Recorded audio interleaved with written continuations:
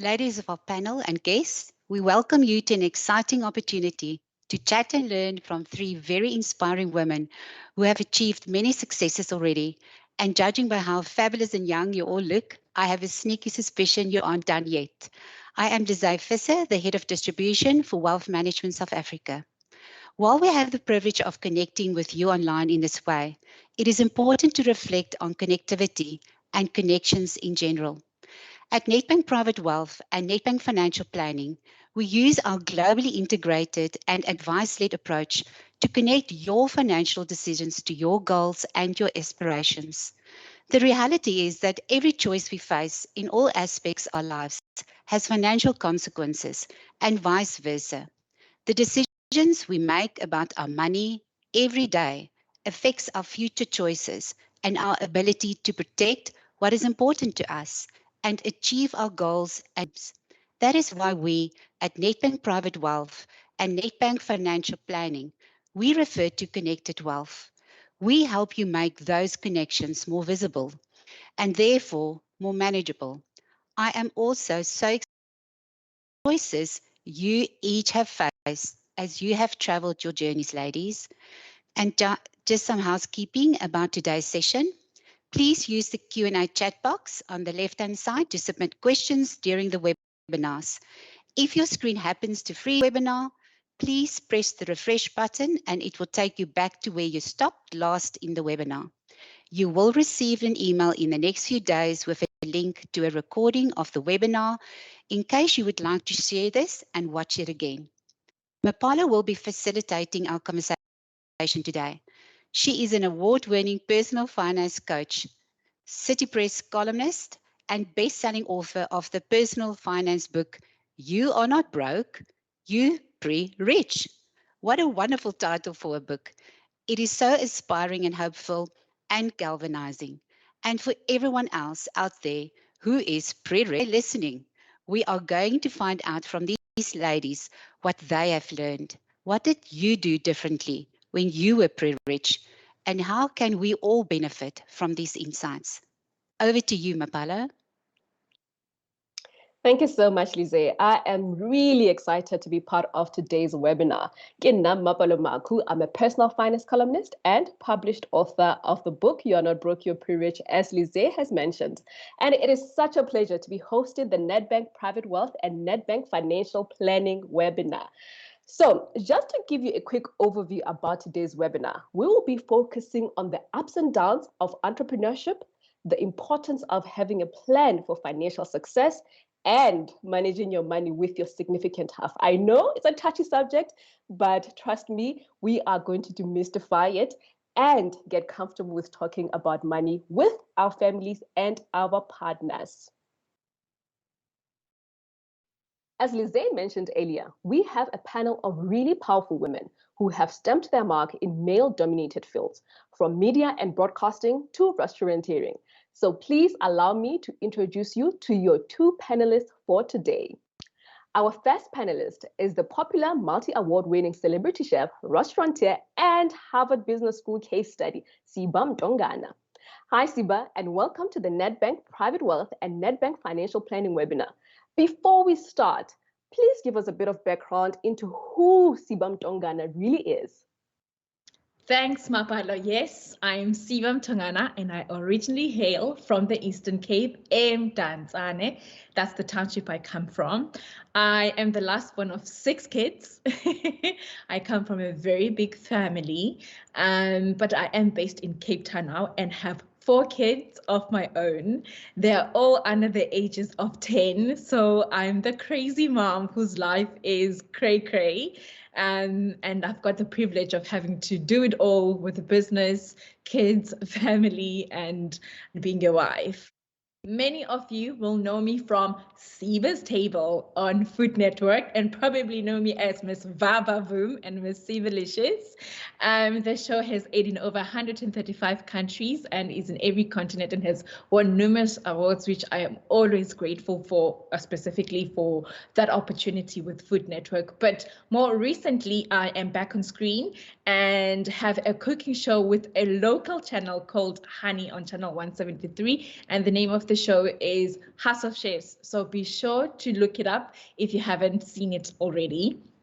Now, often people ask me a question as to what inspired me to be a chef, and part of the answer for that is I don't have a specific person who inspired me to be a chef, but I have a series of people who played a huge influence in my life that really made food to be a thing that I really wanted to pursue. One of them being my mother, who loved cooking, and she had magical hands. My mom, Umama, could cook the most incredible meal using just a handful of ingredients.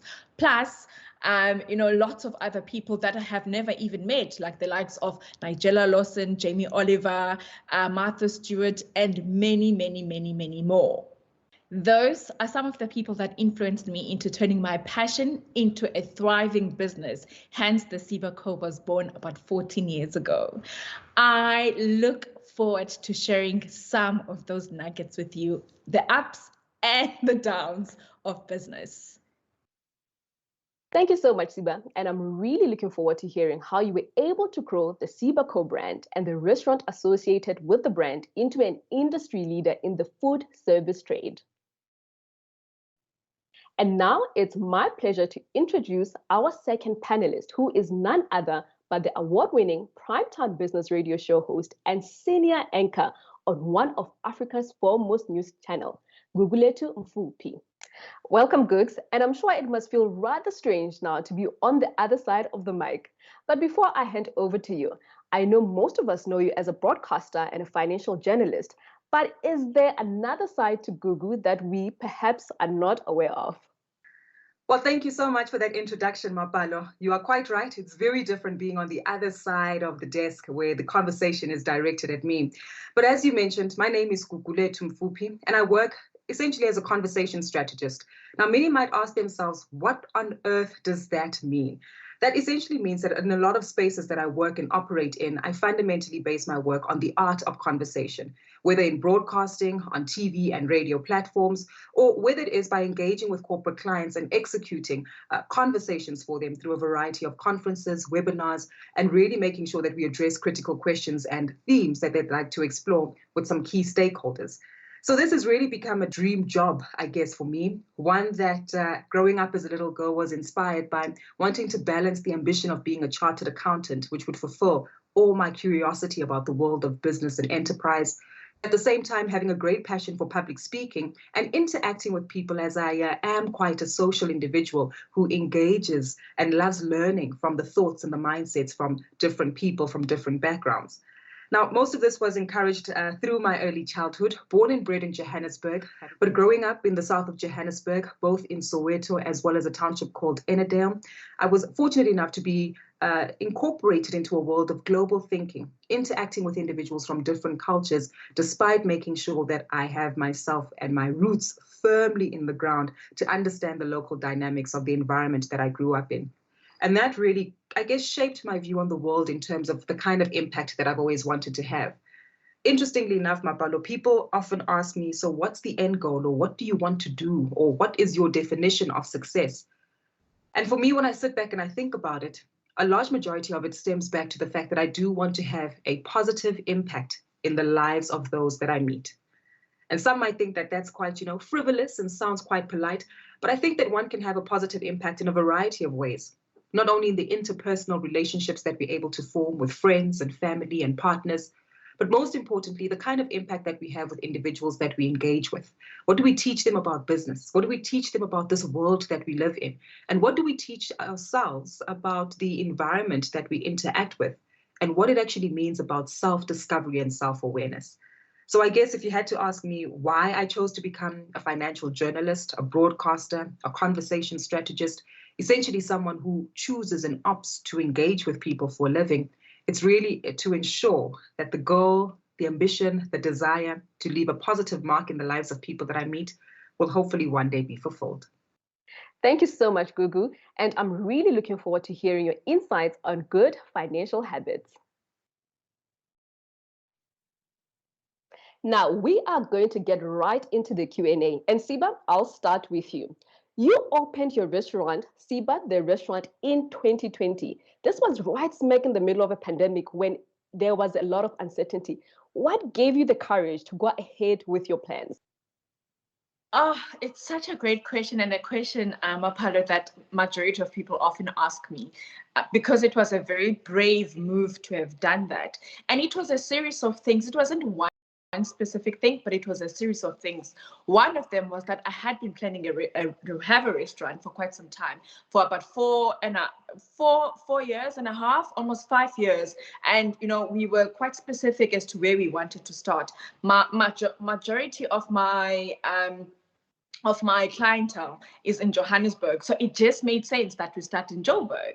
And, we already had a secured venue in the north, a beautiful place, etc., and partners and all of that. And just as we were about to launch, we had a slight delay in launching December 2019. So we thought we're going to launch in April of the following year, 2020, the big year. And we're so excited.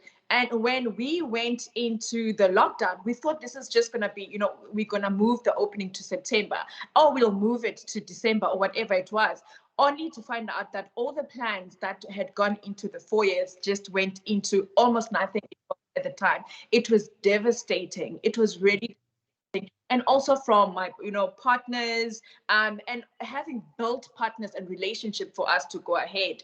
Now let's go back to lockdown. Within lockdown, I really felt, as a woman, as a mother, that I was overwhelmed a lot, especially that beginning phase, that first 6 months, having to homeschool, having to, do it all within the house, which was a sanctuary. When we usually come home, our kids scream for us and say, "Mommy, mommy, daddy," they get the hero's welcome. But we didn't get that anymore because we were all mixed in. Instead, I was there, mom, shouting, because it was just so overwhelming. I realized that, I'm not the only person who might be experiencing this. Probably many other women and just families in general are feeling under pressure. And I thought, let me revisit the restaurant concept. But this time started in Cape Town, started small, and then, find other partners. And then I approached Sun International at the time, and luckily they had a space, and it just made sense. And I gave them my whole concept, and they said, "We've got a space for you, come, let's go." So it was basically that I wanted to create a sanctuary, or a place where people can just escape the home, which has now become this mad space, for about 3 hours, very similarly to how you would go and get a massage in a beauty parlor. So I wanted to give people that experience from a service perspective, the food, like a beautiful pamper, because I myself was the clientele, because I needed an escape to just have a space where I can just be treated very nicely. So that's what happened with the restaurant. And I think also from an entrepreneurial perspective, it's my entrepreneurial journey and hard to push, even though the situations around us are always not as great as they seem or as they are. There's always a silver lining in the clouds, and I look for those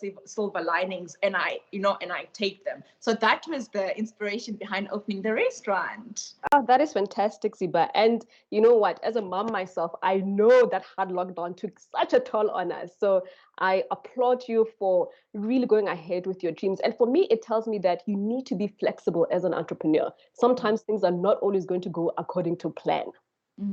So true. All right. So now, Gugu, as a broadcast journalist, you often speak about investing in stock markets to get a high return. But I want to know from you, what investment have you made in your career that has yielded the best dividends to date? Oh, trick question, trying to put me on the spot there when it comes to numbers, right, Mapalo? But a very valid question, I guess, because on a day-to-day basis, I talk about the markets. I talk about the variety of asset classes that are available for individuals to invest in. And I must tell you, Mapalo, when I first got introduced to the world of investing, it was actually at one of my first few jobs working as a financial journalist, where a colleague actually said to me, these products that we talk about, these exchange-traded funds and unit trusts, do you actually own one? Do you have one? And I sat back as 23, 22-year-old me, and I said, no, actually, I'm not too sure if I have enough money to invest in any of those. And she actually took me through a step-by-step to get myself invested in my very first ETF. And to date, that's actually been one of my greatest investments. And I'll tell you why. It's not because it turned me into a multimillionaire overnight, because as we know, that's not how investments happen, but it actually taught me about the understanding and the discipline of investing. Number one, to understand that one is able to start small and to start with what they have. And number two, to start where you are with the knowledge that you have and with the people around you who are able to add more value in terms of the information that they're able to share. That in itself then opened my eyes into this world and this periphery of the environment of investing that's available. So from there, built up into starting a few businesses. Some worked out, some didn't, expanding my portfolio into the equities environment. And of course, also understanding that you're not just limited to the sphere of shares that might be investable in South Africa, but even looking offshore and understanding the opportunities that do exist within the global market environment. So I would say, I guess the big lesson that everyone could potentially learn from that is definitely to start small, start where you are, and start with what you have. Millionaires weren't made overnight and weren't necessarily born into millions. So sometimes you just need to, get the passion and the information to allow you just to step forward with what you have and where you are. I absolutely love that, Gugu, because for me, you've just highlighted the importance of having someone who's an expert or someone who can hold your hand and say, hey, this is how you go about this. Because oftentimes I think we get intimidated. We feel like, there's just too much information, but having the right partner to hold your hand and take you through these things is very important. Okay, Siba, often now the biggest obstacle to starting a new business venture is funding. It's a big one, right? How did you raise funding for Siba the restaurant or your other business ventures? All right. So how I've raised my capital in the past, I'm the do-it-all entrepreneur. I save up, I invest, I plan ahead, I make sure that I live minimalistic in order to make sure that my dreams come to life. So that's how I've done it in the past. I've always made sure that all my ventures are self-invested. And what's lovely is that, I've got an opportunity, I've had over the past few years an opportunity to work overseas where I'm paid in different currencies, which when translated into our money, then obviously yields a whole lot more. And that has really been such a great help for me in what I do. But besides that, with the restaurant, I did need someone to assist me with it because of the capital finances that you need from the beginning. So I put up, a big portion of that from my side. And then also I have an investor who are my partners.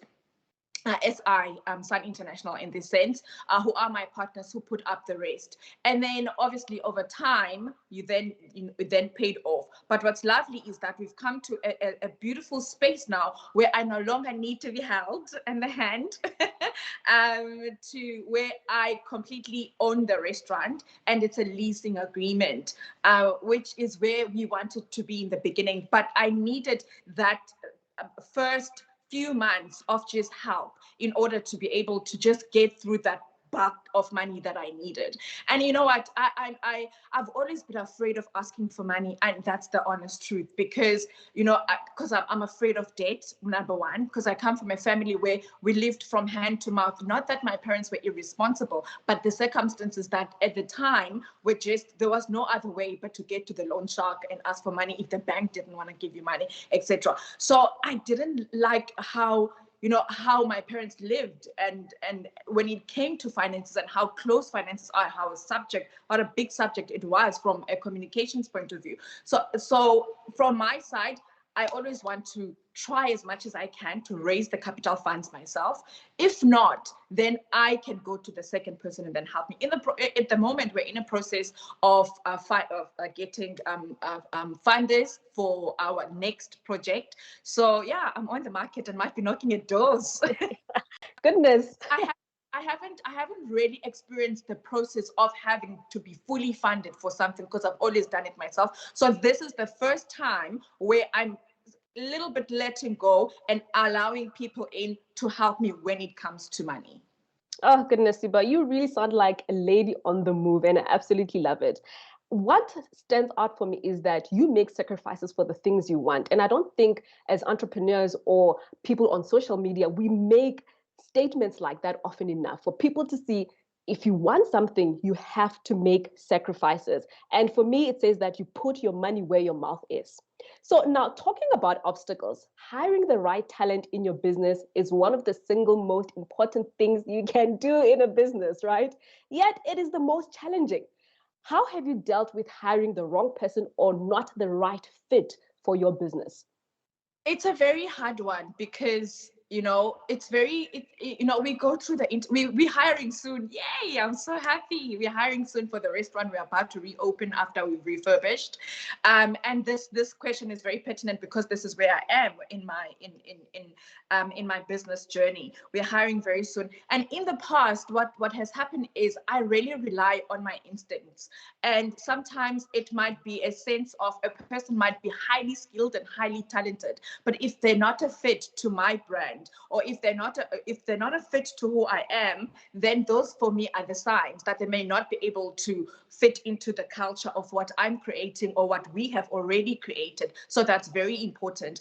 And if I have made maybe the mistake of hiring someone who's not perfectly fit, so I would, for instance, give them a 3 months probation, which gives them the enough time to feel whether is this what they want or not, and then gives us the same. But equally so, I would then I'll speak with the person, be open about them and say, how about we move you to this department rather? Because as you work with people, you then see what they're most passionate about or what their key skills are.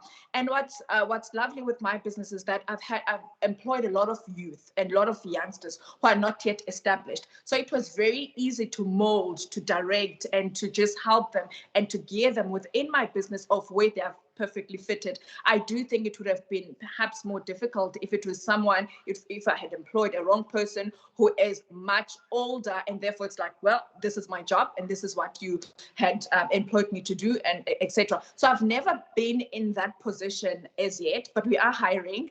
But what I can say is that the gut feel, and I'm a spiritual person. Mapalo, I pray about these matters, for God to give me the spirit of discernment, for God to help me, bring the right people. And when we're going through CVs, not to miss any important CV that might be the right person for us. And also look beyond the CVs, because not everybody is able to articulate themselves well on paper. So it's important that when we speak with the person, we're able to get the feel, because people need to buy into the vision of the business so that whether you're there or not, they're not skimping on doing the job. I love that. So look beyond the CV and most importantly, trust your gut. All right, now Googs, we know that managing one's finances, especially as a freelancer, can be challenging because of the inconsistent income. What is the one thing that keeps you on track with your finances? That's such a valid point there, Mapalo, and I actually had to sit back for a moment to actually digest this question, because as I do think about it, I realize that there's certain lessons within my journey that I was quite cognizant of avoiding to ensure that I don't fall into that trap of relying on freelance income. And primarily when I did transition into the world of speaking and becoming more of an entrepreneur, fortunately enough for me, I did have the buffer and the backing of still having a fixed term contract with my then previous employer, who then turned into becoming a client of mine. And that's because it was always a concerted effort to make sure that I developed the necessary entrepreneurial skills to then transition, into being a sole proprietor, then moving into being an entrepreneur who then is able to actually establish an entity that pays me a fixed income. So that's one of the tricks of the trade that I think a lot of entrepreneurs, or even creatives or speakers, people within the media, maybe even in sporting fraternities as well, typically fall privy to, into the pitfalls of, where there isn't a plan to ensure that you do create a sustainable income for yourself. And the simplistic way to look at it is that you need to look at yourself as a business. The hours you put into creating the food, the content, the writing, the speaking material that you're going to put forward, calculate those overheads. How much time is it taking from you? What are the costs that go into, participating in a platform like this, from the ring lights to the digital equipment to the Wi-Fi and the data? All of those are small intricacies that really do need to be taken into account for you to make sure that you're able to charge adequately as a business, account for those particular costs, and then from there, that positions you to know, okay, if these are my overheads, this is the kind of income that I'm looking for to make sure that I cover my expenses, but also have enough to actually create a form of income for myself. And once this income does come into your business, treat yourself not as the director and the owner and the prime shareholder of all these things that are wonderful, but as Siba mentioned, you do need to have a great sense of discernment and discipline to make sure that whilst you're growing and saving and investing for the future growth prospects that you'd like to attain,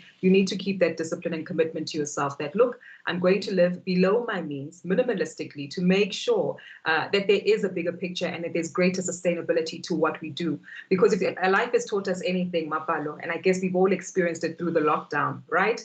It's been the lockdown, it's been the limitations on income. Even individuals within fixed employment, full-time employment, have had salary cuts or their jobs come to an end. So one really does to think of themselves as an entity and how it is that you're going to keep this entity as a going concern, as is often used in accounting terms. So I think for me, the one lesson, don't see yourself or view yourself as a freelancer. Figure out how your side hustle, the other elements that you participate in can actually work and operate and function as a business for yourself, where you are able to earn your own salary.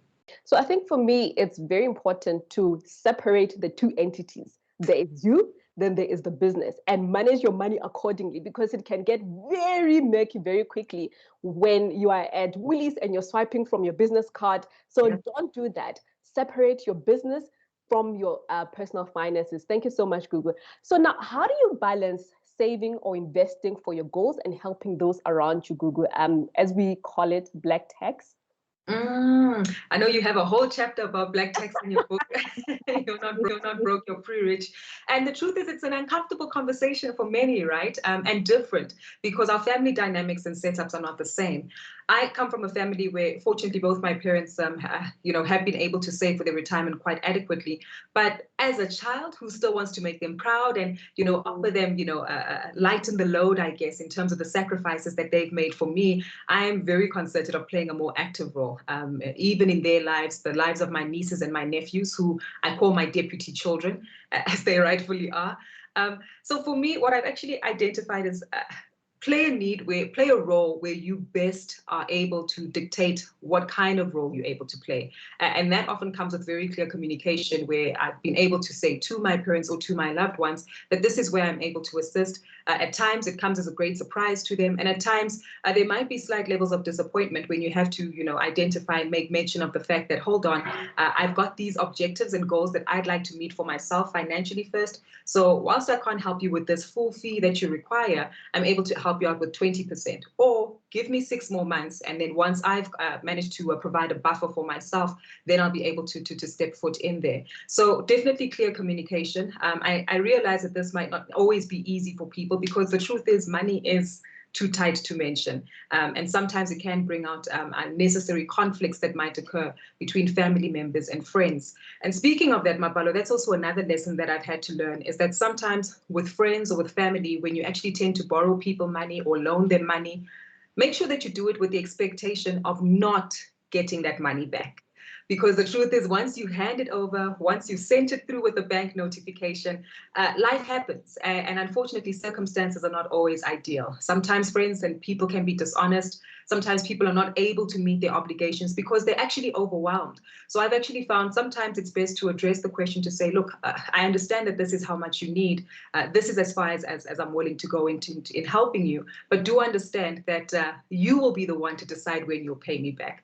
And I found that often creates a greater sense of discipline, encouragement, and motivates the person who's lending you the money to realize, okay, that's quite a great responsibility she's put in my hands. And if I'm looking to still have this person as a friend or someone I can call on for when I need help, I best make sure that I'm able to pay them back when I can. And when the money doesn't come back, Mapalo, write it off. Don't ruin the friendship if things don't have to go that way. But be cognizant, though, of how it is that you manage your relationships with friends and with money. But for me, that's my rule. Where I can, I will help, but I do so knowing very well that it's a fee that I'm essentially writing off, because at times, money can ruin some very important relationships and friendships. Yeah, and I guess that's why a lot of people say they do not mix money and friends at all. But I think what I'm gathering from you is that you need to have clear communication when it comes to your family and friends about money, but also very important to set boundaries as well, because boundaries help keep the relationship, to say, I will give you money, but I'm not expecting it back, or I'm expecting it on such and such a date, or this is only how much I can give you. So I think boundaries also are very important. Now, Siba, knowing what you know now, is there anything that you would change or do differently from when you started?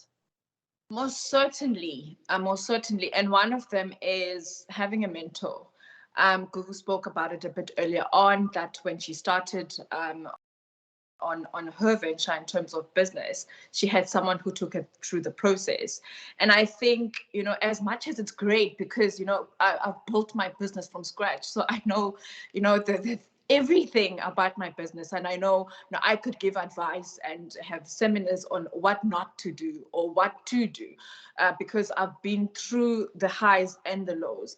But I do feel that, should I have had a person earlier on in my life who could just guide me a little bit better, who can help me monetize my business a little bit better, it would have made such a huge difference. And I think, and this was such a big thing for me, especially in my early days, in my early 20s, because I almost had a sense of I could do more, but I didn't know how. And it also comes from the fact that I'm the first entrepreneur in my family, and and it's not as if I had an uncle who can help me on how to put a business plan together. And if I go to a place, they will say to me, oh, it costs 60,000 for a business plan. AP, where do I get 60,000 from? Or where do I get 30,000 from? I don't even have that much. I didn't even have that much amount of money back then in order to be able to do that. And just financial decisions, how to make your business compliant, in terms of the governance of your business. And also, as much as people often say follow your passion, and I'm in agreement with that, but there's a very fine line with following your passion and business. Because your passion, for instance, my passion is culinary, and it is food, it's science, and it's nutrition, but that's a separate entity altogether. That's not business. So a specific set of mind that one needs to have when it comes to business. Therefore, I would say have the passion and the skill, but also go for business. Go and do a 1-year course or a 2-year course, whatever time or money allows you, to just open yourself up on how to run a business from scratch, so that you don't have to fall onto the many loopholes or gaps that many, like me, for instance, have fallen into, so that you can run a whole lot quicker. So that's what I would say. Yeah.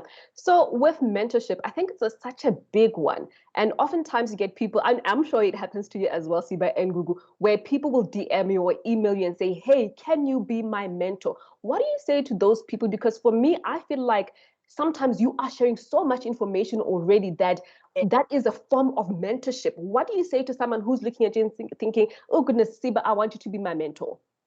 So what I say to them is that they must first follow what's already out there. Because truth be told, mentorship is also quite involving. And to promise someone you're going to mentor them, it means they take on your personal time. And I'm a mother of 4. Just to give you a picture of my time, I'm a mother of 4. I do run my own business, so my time is a very rare resource. So I say to them, they must first go check, Google everything that I've done so far, interviews, etc., because that's the first lot. And what I've found in terms of mentoring on my side is that I got mentors through books. I got through YouTube. I got mentors through a friend who knows a friend. I got mentors through someone's like, oh my goodness, I'm stuck with this, I don't know how to do it. And I'll speak with my best friend, who's also the MD of my company. I'll say, Lisa, please, how do we do this? And then she'll just say, okay, I'll do this and this and this and this. But it takes time for people to get to that level. So I'd say use a lot of what's already available to empower yourself, because it's not practical for one person to mentor many different people at the same time. What I do now is that I, for instance, open myself up for having certain lessons. For instance, one of the partnerships that I currently have is with KLM Empowered, which is a higher education institution, and this is part of me having to mentor people when it comes to business. So I partner with certain people who are going to not take the bulk of the work when it comes to the administrative side of it. Because it's not that you don't want to help people, it's not that, it's the administration of it and the time it takes for you to be able to help it. But by partnering with KLM Empowered, it means that they're going to help me with that, and I'm going to come with the core scale of business, of food, of this, which is what I want to give, without having to do the everyday running of it, which then helps me also not to let go of what I'm already doing. Because also you must remember, I've got a restaurant to run, I've got this to do, I've got that to do, I've got that to do. So that really, really, really helps. Yeah. So for me, it really says, don't be rigid in your definition of mentorship. Mentorship you can get in multiple ways. Now, Gugu, I'm going to put you on the spot. Do you think that in a marriage or relationship, a woman should have her own financial advisor, or they should have a shared financial advisor? And I say this, and I ask you this question because oftentimes I get emails or DMs from women and saying, you know what, we have a financial advisor, but I don't quite think they get me. So do you think a woman should have their own financial advisor? Yeah, you're quite literally putting me on the spot here, right? Especially given that there's an audience that we're serving of financial advisors who probably have stories of their own about the dynamics that are derived from this. And I think it's twofold, Mapalo. It really is a question that needs to be answered through self-introspection, self-awareness, and a key understanding of the relationships that you've developed with either your spouse, which is also quite important because the person you choose to marry influences a large majority of the decisions that you take in life. That's one of the most important decisions that one does need to make, including the relationship that you have with your financial advisor, because essentially this is a person who is going to journey with you on the various life milestones, the goals, the objectives that you have, and they're meant to be there to hold you to account.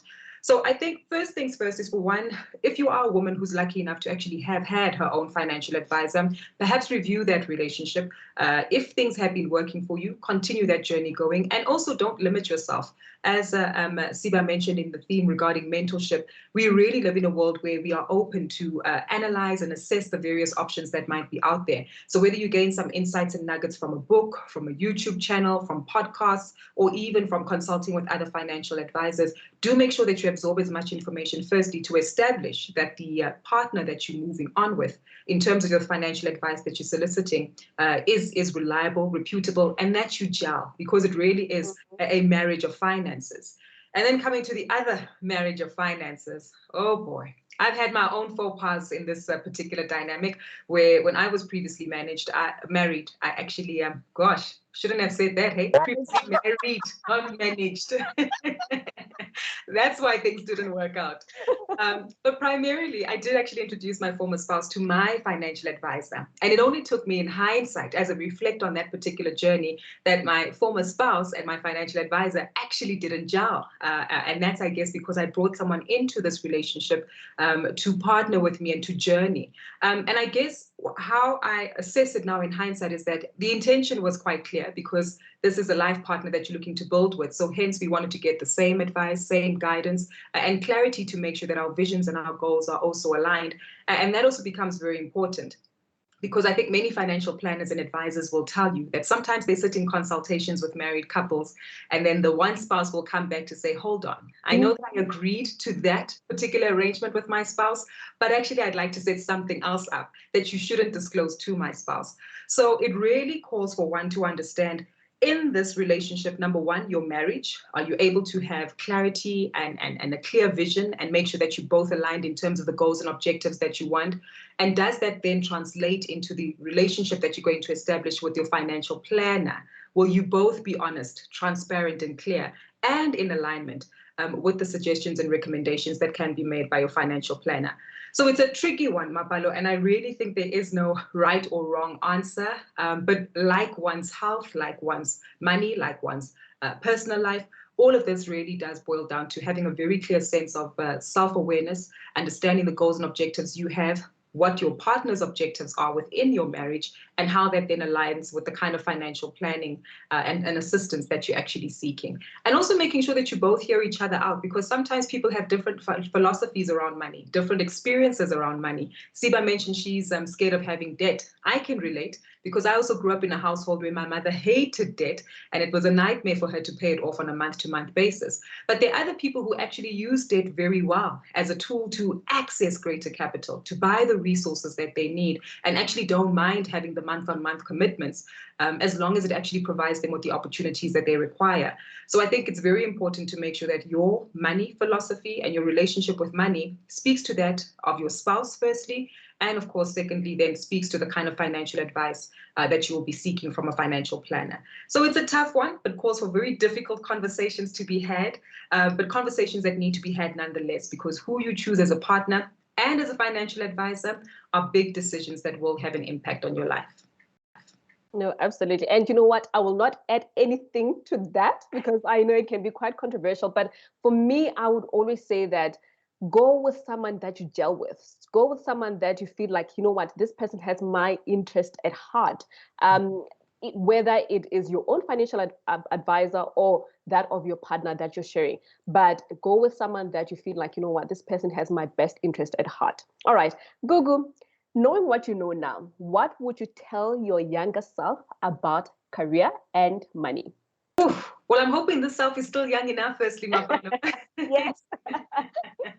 But you're quite right. I think when it comes to reflecting on where one has journeyed and how life has actually evolved, and the goals and objectives that we want, and sometimes when you sit back and you have to reflect, I'd probably tell my younger self, when it comes to career, stay on the right track. You're on the right track, because I believe a lot of us, when we try to shift out of the norms of the careers that we'd like to follow. I studied accounting.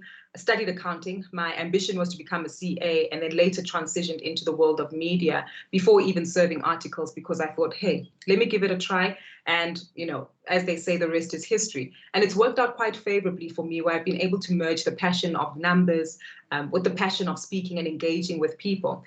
And I believe that when I started my career, I started off with a great sense of fear, a great sense of anxiety and uncertainty, because you're literally crafting out a career for yourself that you've seen a few people do, but because your starting base is not the same, that adds to the frustration of not having any clarity of where the end goal is. Or never mind the end goal, you understand what your why and your objective is, but you're not sure how to actually connect the dots. So I believe, trust your instincts, continue with that particular track, and never stop investing in yourself. I believe sometimes when we get caught up in our careers, either working for large corporate entities or starting off in the world of entrepreneurship, those self-limiting beliefs can make you believe and feel stuck. And you literally stick to this mainframe of the environment that you're in. Similarly to yourself and Siba, had Siba not decided to write a book, expand onto bigger broadcast stations, expand to become a restaurateur, you know, start in developing a podcast, and even you having left your corporate job previously, Mapalo, those are all elements that really speak to following your gut and identifying that, look, these are the spaces and spheres that I'd like to grow into. So go into them boldly, because mistakes will happen, but that's exactly what they are. They're mistakes. You pick up, you learn from them, and you implement some of the solutions. I believe when it comes to money, Mapalo, I actually started off as a very great saver in my career, but I wasn't very clear what I was saving for. And that then made it a lot easier for me to tap into those funds for conspicuous consumption or just spending it unnecessarily.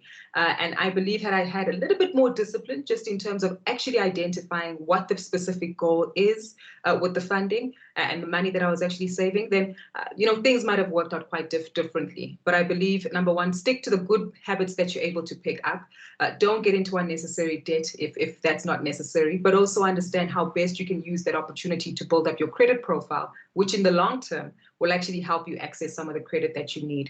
But if you are going to save, if you are going to invest, make sure that you're very particular and specific about the goals and objectives that you're setting aside to avoid easy temptation and splurging on shoes when you already have enough pairs in the same color. All right, so keep on investing in yourself and have a definite financial goal. Now, Siba, we've spoken about Siba the entrepreneur. Now, I'd like to find out about your relationship with money. How important is it for you to have a financial plan in place, Siba? Oh, a financial plan in place for me is a sense of security. And I think that goes for majority of women. I remember when we had a session with my husband and we were, our financial planner was explaining why it's so important for me as a woman, because it's a sense of security for me. It means that not only am I taken care of, but my children are taken care of. It means that once I'm no longer here, things still carry on without me. It's also a form of, of wealth creation management and protecting that, because I've so much over the years.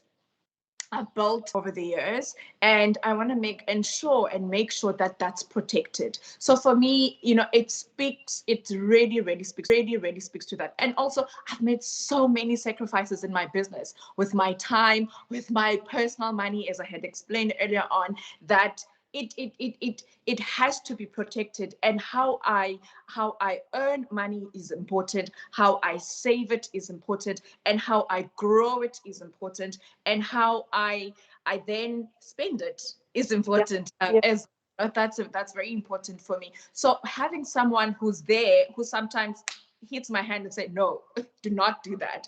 Or sometimes, for instance, like a very simple thing, and like, for instance, you're looking for something that will benefit the family, but perhaps is not a necessity, then they are able to give you a full scope of what this new responsibility will be, and if whether it's worth it or not. So it's someone who can tap into an expertise that I will have to read, or a whole lot more for me to have it. It's someone who is an expert in that, who does this for a living, who can take my hand and say, Siba, I think you should do this. I think we should do it like this, etc. And it's been really great for me, because I've managed to save a lot of money because of that. I've also managed to save by not going into expenditures which would have been great, but a loss of money in the end. So yeah, that is number one for me. And so definitely having a financial plan is very important, because you're saying it is security for you. But I think also you've highlighted a very important point, that having that accountability partner goes a long, long, long way. Now, Siba, I often hear entrepreneurs say, I don't have retirement savings because my business is my retirement plan. What is your take on this? well, to be honest, I started there because I didn't understand what business was.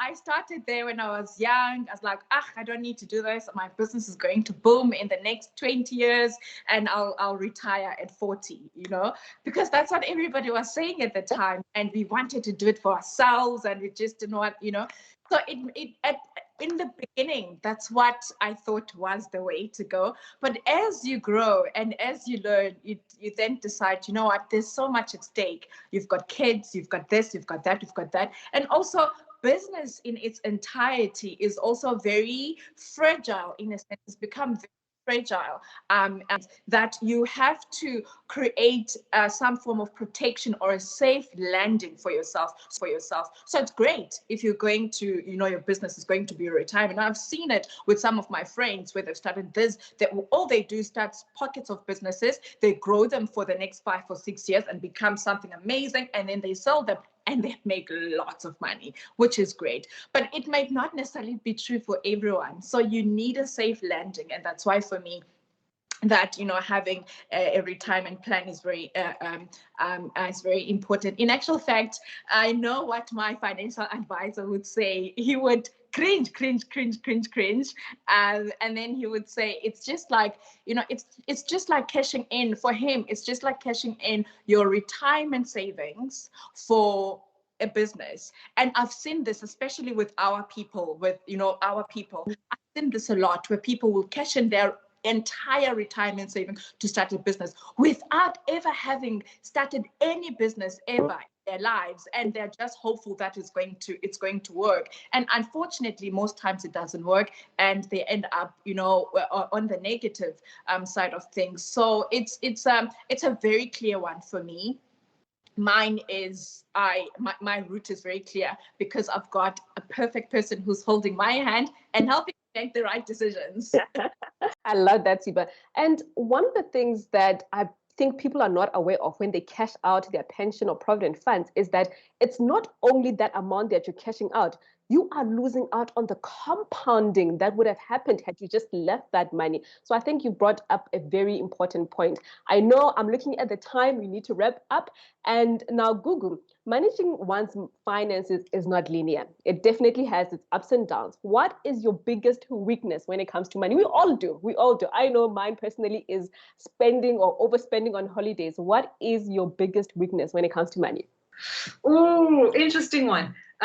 You're quite right. I can relate to the overspending on holidays too. I'm one of those that when you are relaxed and leisurely enjoying what you've worked so hard for, you tend to become a little bit more liberal on spending. And what I've often found that I tend to overspend on is sometimes trying to acquire additional assets and not running through, the full and clear calculations of it. So I guess a typical example is the multiple technological tools that we actually use. Truth is, nobody needs 2 laptops as well as another PC, just in case you need a backup. But that's often how I like to view it. And I guess how I comfort myself is in saying, well, I use these instruments to actually conduct my work. So one is actually an appropriate buffer that is helping me, attain future income in terms of the work that I do. But that has definitely been a weak spot that I've tightened up slightly, but there are still days when it slips away. And I must tell you, Mapalo, pre-lockdown, I used to love shoes. With the world of conferencing and events that we'd go to, shoes,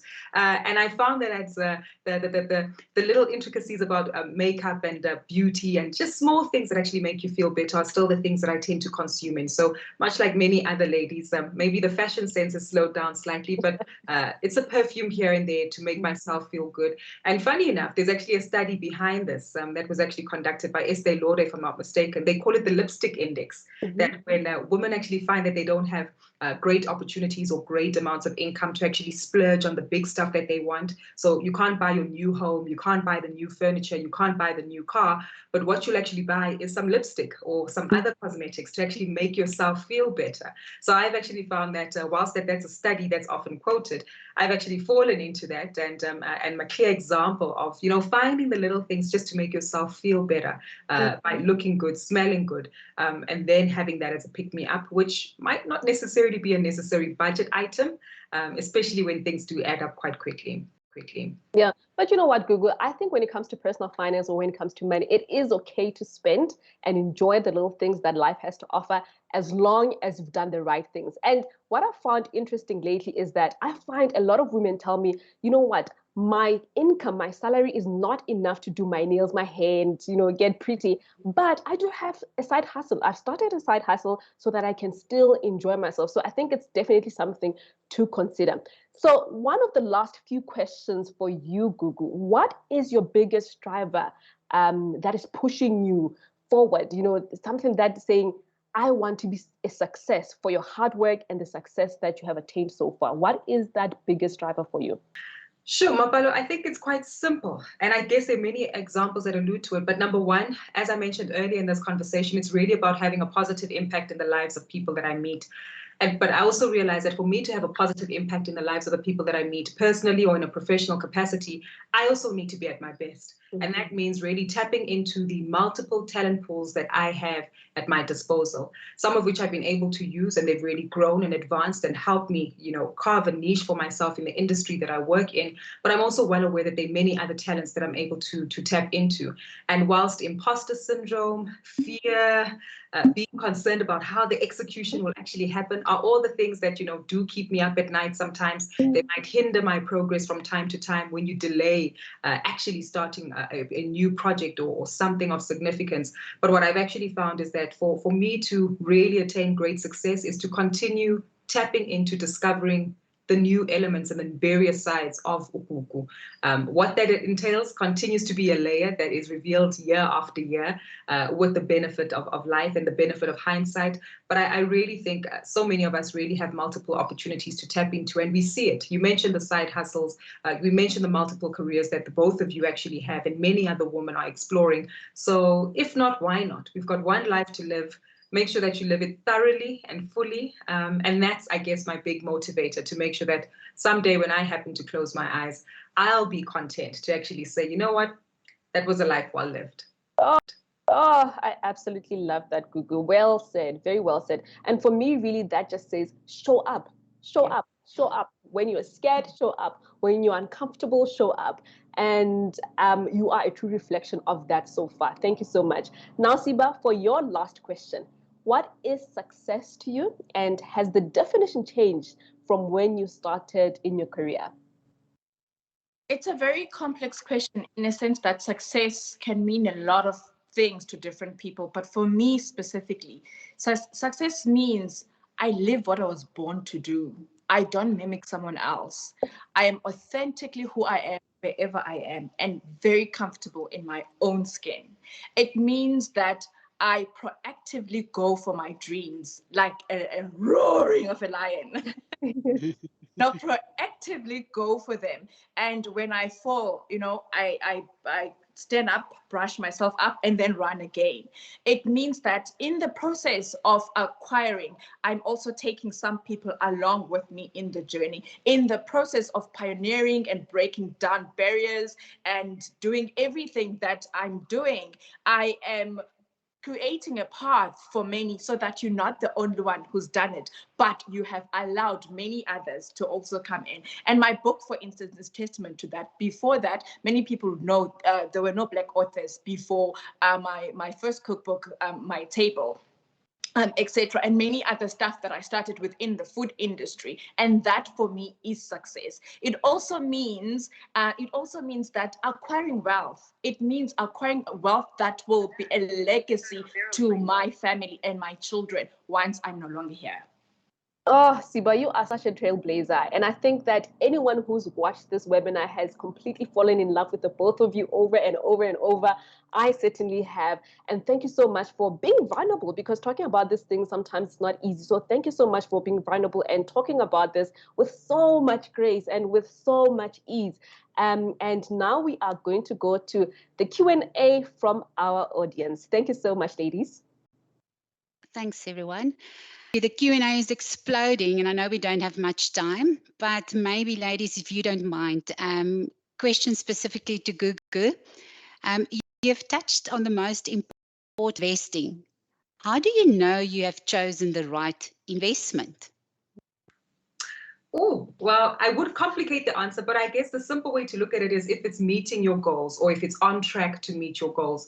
And I think that's the beauty about investing, Lizzie. You know, we talk about it and sometimes we use all these big terms and jargon about, you know, what the PE ratio is and the dividend yield you'll be receiving. But the truth is, whatever it is that you're putting into this pocket of investment, and the term that you're going to keep it in there for, how long, and what the objective is, continue to ask yourself those particular questions. If you planted this particular seed 5 years ago and you expected it to grow into a specific outcome, have those outcomes been met 5 years on, or even if you're in the middle of that investment decision? Those are some of the intricacies that you need to be asking yourself, but also be mindful of the reality of the environment that we're in.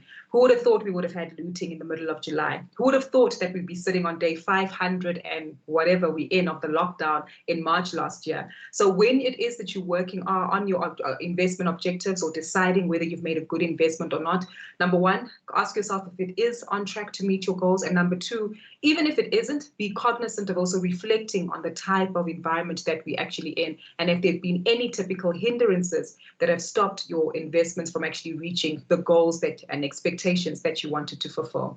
Other than that, sit patiently on your hands, take your time, and continue to plow into creating wealth for yourself by investing for the long term. Thanks, Gugu. What a great answer, because ultimately, I mean, often we fall into that trap to compare our outcomes with our peers. To, you know, how am I doing versus my peers, but they don't have the same objectives. So why are we comparing, you know, that behavior to compare? Siba, one question for you. How did you transition from being a creative, talented chef to harnessing in and being more hands-on into the business? So how was that journey? And did you take any skill courses? I mean, did you reach out to develop these new skills? Yes, that's a very good question, actually, because The transition was not easy. First, I left formal employment. I was a food editor at Drum Magazine at the time, got an opportunity, was headhunted by Food Network, and it required me to be available for them, meaning I had to stand up on my own 2 feet. And I took the plunge simply because it was such a great opportunity for me to have refused. And it started off as being a freelancer.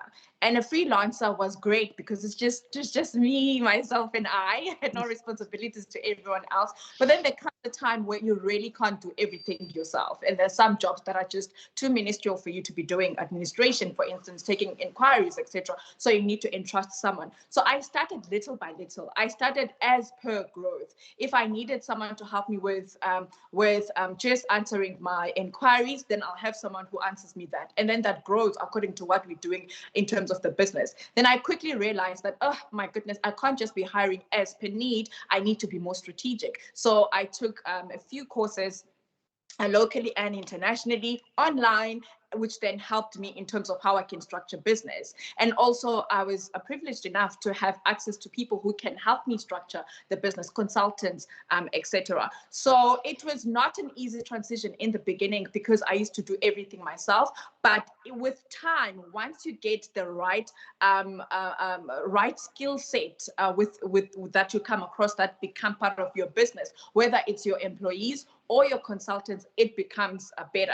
I think the hardest thing for me was to let go, having to let go and let other people do it, and not having to micromanage because I've always done everything myself. And I've learned to let go now because I've taught people enough, and I've also, which is empowerment in itself, and I've also have entrusted people who've been in industries, in business for a very long time, who know far more than me. So I know I'm in safe hands.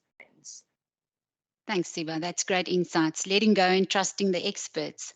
We have to wrap up, unfortunately. We're already a minute past the webinar. Thanks so much, Mapalo, Gugu, Siba.